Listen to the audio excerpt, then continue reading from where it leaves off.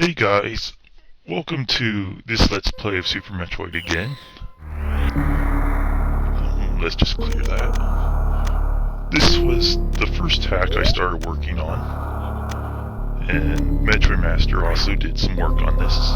You may know him by his YouTube account as ShyGuyExpress. So let's go right in.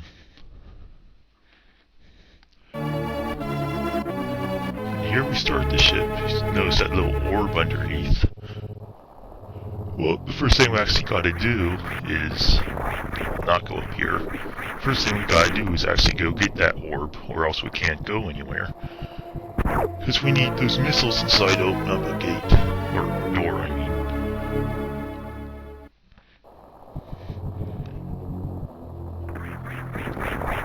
Then here's a little gate.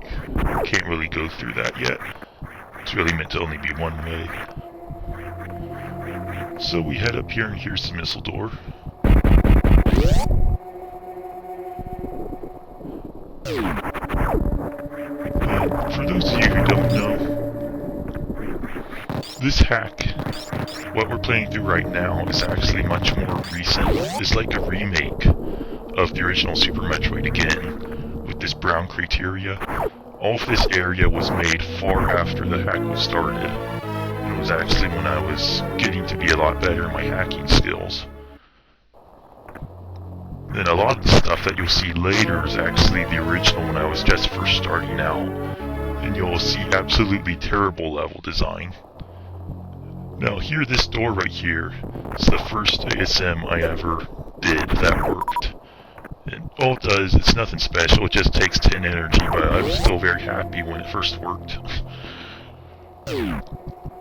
Right here, there's a gate in the way. Now obviously, you can glitch through it if you try it enough, but I'm not interested in that, and you're not really meant to. If you go up there, you can shoot the ground and open it from that way. No, don't want to head down that way yet, but this hack is not complete. It was abandoned at a certain point, and all the doors that are not connected in this area, I turned into solid blocks, so you can't go through them. Whereas, if the door is actually connected, then you can go through. Now this room, this was very heavily inspired by Cliffhanger and the Matrix level design. I mean, Eris wasn't started yet when I made this room. If you go up here, notice nice little thing, perma-stuck. So revert back to save state I just made. But yeah, all of this stuff that's in here was made before Eris was even started. And this newer stuff was post-Cliffhanger. Once I get back to the old stuff, this hack, well, it's really all old. It's all a couple years old now. But the old stuff was being made before even Cliffhanger was completed. Well, this room here has bombs. If you leave this room without collecting the bombs, you'll screw yourself over later and be perma-stuck. But you're an idiot if you skip an important item upgrade in a room anyway. You just gotta go up here, kill these pirates, unlock the door. I like this little room even though it's so simple. Sometimes I think simple rooms are the most effective. And you don't always need complicated level design to make a good hack. But really what are more important is just how the hack plays and how it feels. Alright, so let's head down now. Heading into the more Chozo-y area. So, blue block area. Full of mushrooms and Chozo statues. Some technologicals, some tech stuff too. I bet you can recognize what room this used to be. Anyway, let's keep going on. These enemies were tested when I was first playing. I don't know if you can see it because of the frame rate, but they actually reflect your shots. I've got some custom graphics going on there with the lights. And that slope block. It's a shame I made that slope block.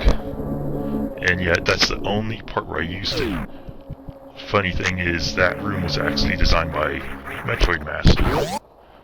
So, I put in that room after he had designed it, and then I never used it again anyplace else, even though it's a really nice touch. Now we're in the Chozo village, and here we have some Chozo houses. And each of these houses have one of these designs made with mushrooms, like you saw that one there. Then we'll show you some other houses. There's a little table with some Chozo having a snack. See, there's another one of those symbols, kind of looks like a bullhead for this somewhat large house.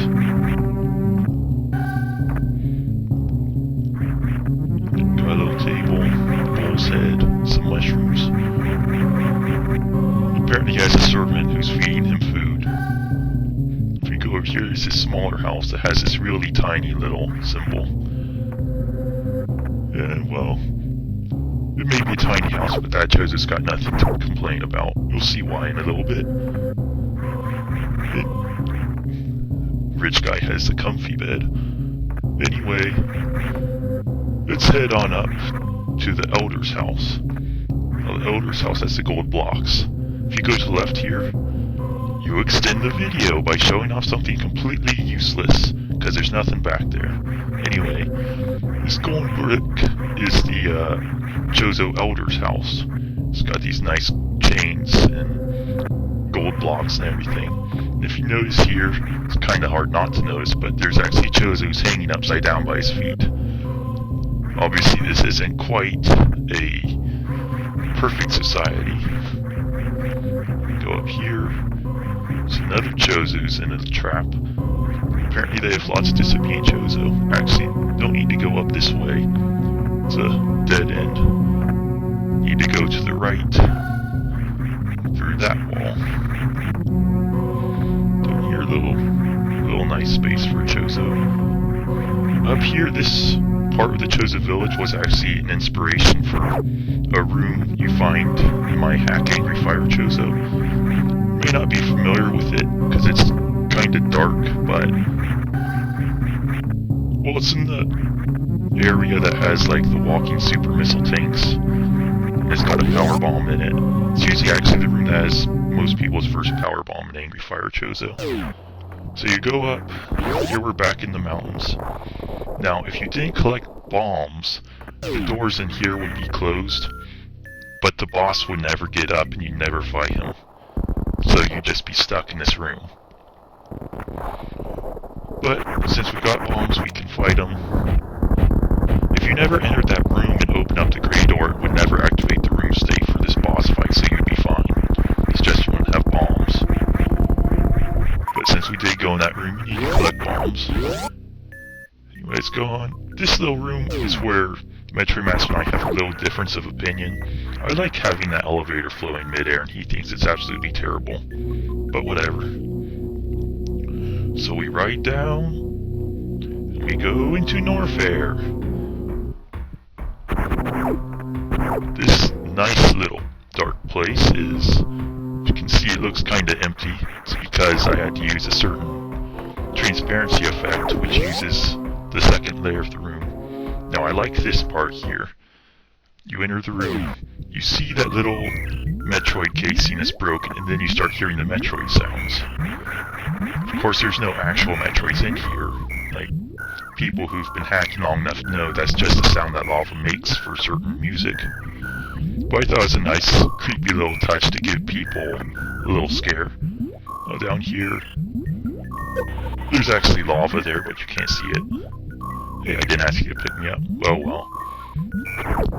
Now this part here was inspired by Aegis, Atron's hack, which is still in production. And right now he's probably wondering why I'm let's playing this instead of finishing up that stuff that he's still waiting for. But hopefully, actually I think I'll have it finished before I upload this, so don't get on my back about it.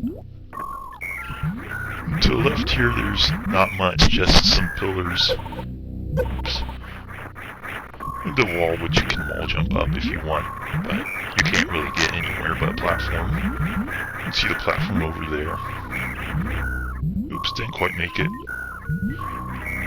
Alright, so let's just head to the right, and on top of that wall, or ceiling we saw earlier, and start to climb up. Now you can cheat through this room by wall jumping up along the right, and that skips all the jumping and platforming. But I like jumping and platforming, so let's do that. Fail.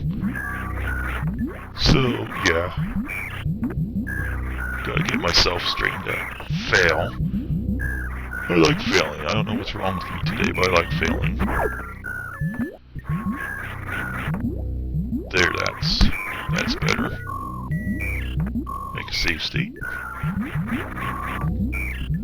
I'll just keep jumping along.